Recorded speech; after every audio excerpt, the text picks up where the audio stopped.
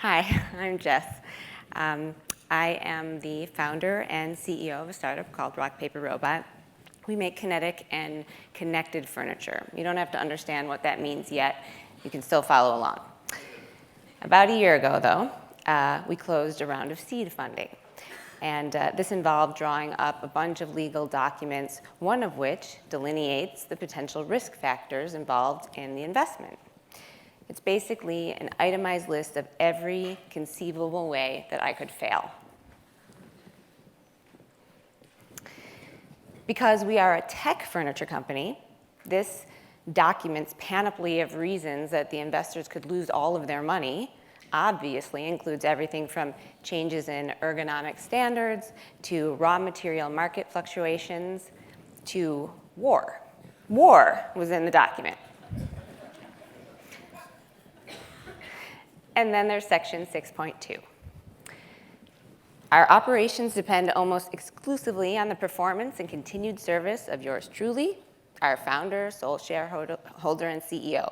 The loss of our services would adversely affect our ability to effectively pursue our business strategy, and you would most likely result in the loss of your investment. We do not maintain key person life insurance on Miss Banks.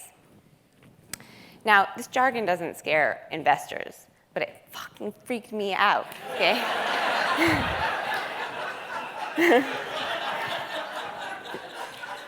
And it wasn't so much the life insurance part, because I'd be dead. But the thing is,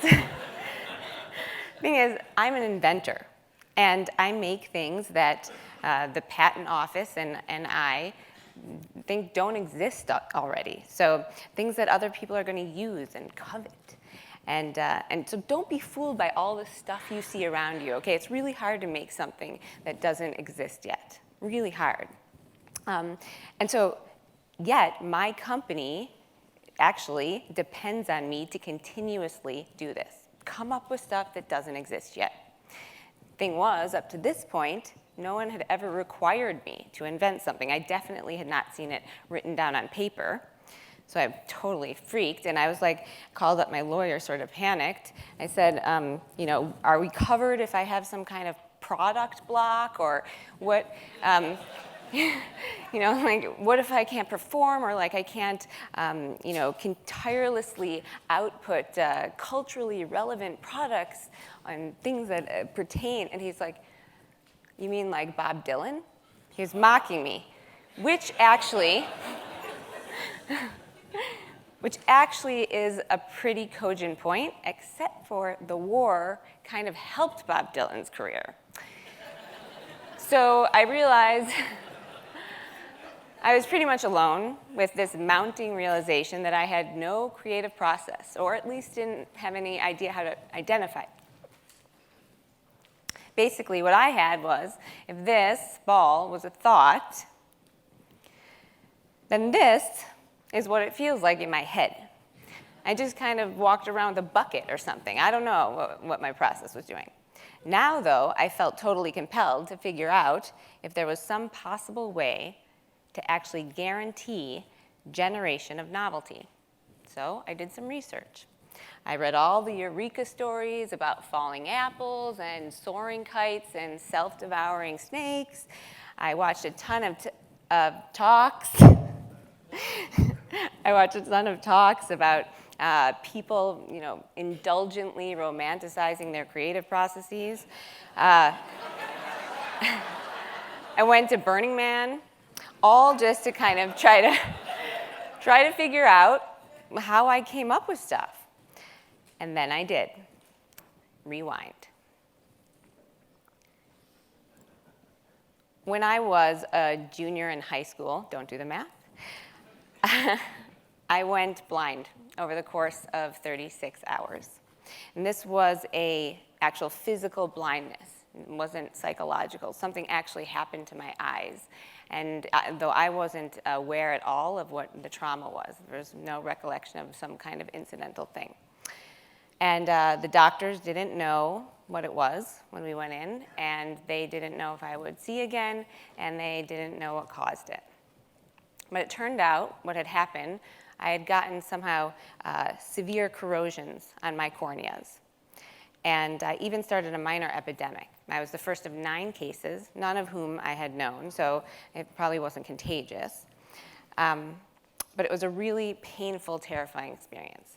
After about a week, I started to see these like light shadows, kind of like what I see right here, coming back. And then another week, and my eyes actually healed. And they healed better than my previous 20/20 vision, okay? But what also happened, so I got kind of like a natural LASIK, sort of, okay? Which was really kind of lucky, except for I also got increased peripheral acuity. So I can see stuff better out here now, okay?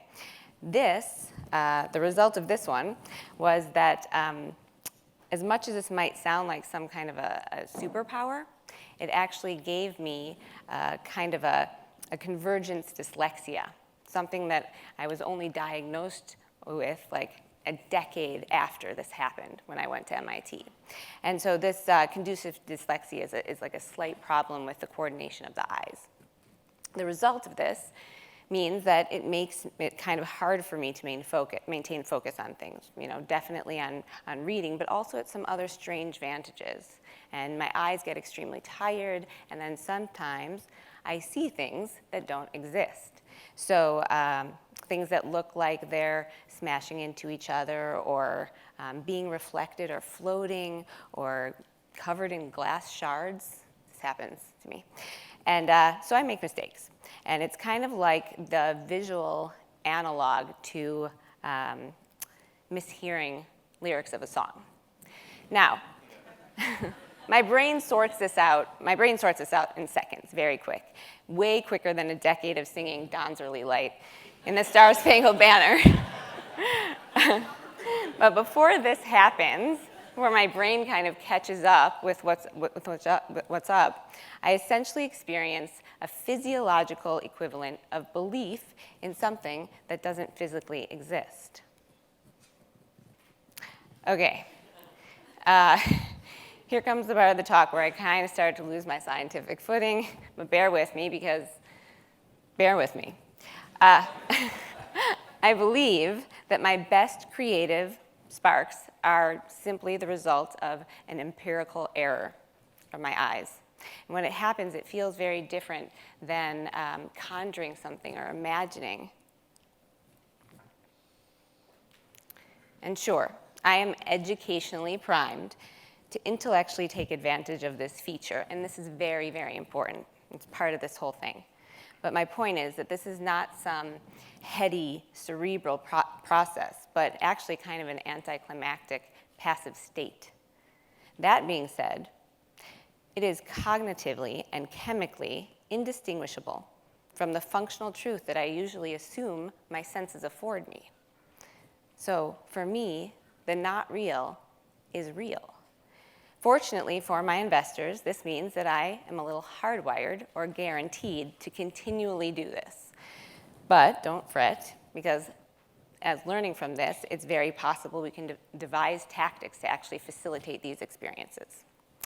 Okay, so thank you for waiting, and now I'm going to show you some of the things that I saw wrong. But first, I would like you to look at me and cross your eyes.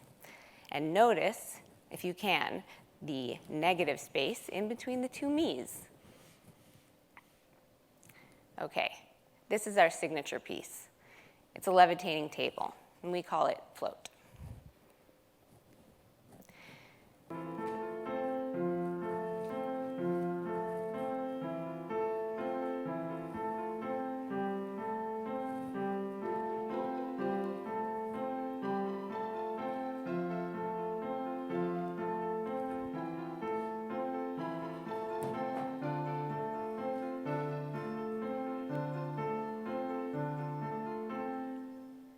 My dad. So float is actually a matrix of magnetized wooden cubes that levitate with respect to one another. Of course, wood can't really be magnetized, so they're hollow, and we just embed repelling magnets into the adjacent faces, pairs of faces. If you look closely, you can see the repelling cubes are actually held together by flexible steel cables. And so the whole thing wants to be apart, and we're just holding it together. But this was, to me, just what had happened before. It was negative space between two other tables I was looking at, and I thought that they were somehow on top of each other or next to each other.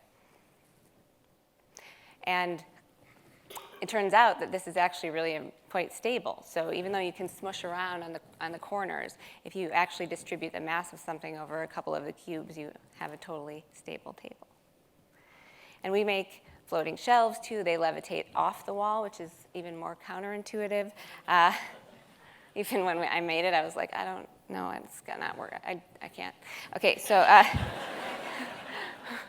and then the table below that, that's a giant concrete diamond balancing on its point, except for it's not concrete and it's not balancing. It's 41 pieces of corian that are all glued up and then suspended from an internal structure. This is a terrible movie, but it's an example of a robotic chandelier that can respond to the environment. So it could, if you have a big party, it can be big, and then if you sit down for dinner, come in, be small. This one was interesting. So notice the light, it's hard to tell almost where the light's coming from, if it's coming from the top or the bottom or source. Sometimes for me, because of my peripheral acuity, birds are extremely distracting and they scare me. But here, it was kind of like, well, sometimes the birds and the shadows get mixed up.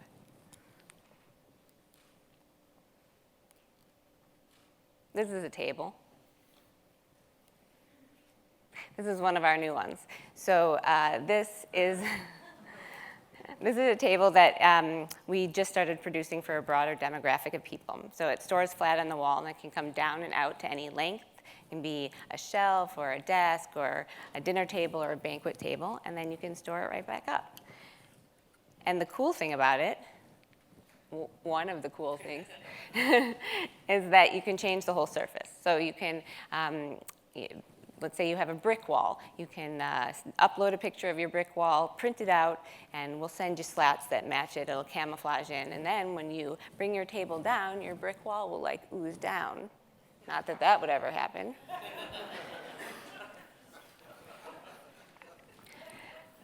Someone asked us after we made these tables, they said, what do you do with the chairs? And we were like, I'll be right back. Thank you, advisor. So we made these chairs to go with them. And this is how they work. They're the only, to my knowledge, foldable ergonomic chairs. They have lumbar support, and they fold really quickly. They're super lightweight with a string, and then they pop out forward. And sometimes when I watch you guys and other people looking at what I make, I wonder if maybe what happened in my eyes was contagious after all. No, I'm just kidding. That was a lame TED ending.